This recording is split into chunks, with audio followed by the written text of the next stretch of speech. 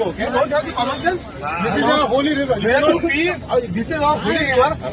So many people are taking bath here. Okay. ఇక్కడ problem ఏంటి అంటే ఈ ఫారినర్ ఇండియాకి టూర్కి వచ్చాడు మా టూర్కి వచ్చి వారణాసి ఘాట్లో స్నానం చేయడానికి రెడీ అయ్యాడు. అయితే మనోడు తెలియక స్నానం చేయడానికి శాంటా కాప్ పెట్టుకుని స్నానం చేయడానికి వెళ్ళాడు. వారణాసి ఘాట్లో శాంటా కాప్ వేసుకుని స్నానం చేయడం ఏంటి అని చెప్పి తనని అక్కడ ఉన్న వాళ్ళందరూ తిట్టడం స్టార్ట్ చేశారు. తిట్టడం కాదు, లిటరల్లీ హెరాస్ చేశారని చెప్పాలి. ఎంతలా హెరాస్ చేశారు అంటే తన చేతులు జోడించి దండం పెట్టించుకున్నాడు తన చేత. అతిథి దేవో భవ అనే పదం పుట్టింది మన ఇండియాలోనే కదా. ఇలా నేను ట్రీట్ చేసేది అతిథుల్ని తను చేసిన తప్పే, 100% తప్పే. 100% కాదు, 200% తప్పే. కానీ అది తప్పు అని తెలియక చేసిన తప్పు అది.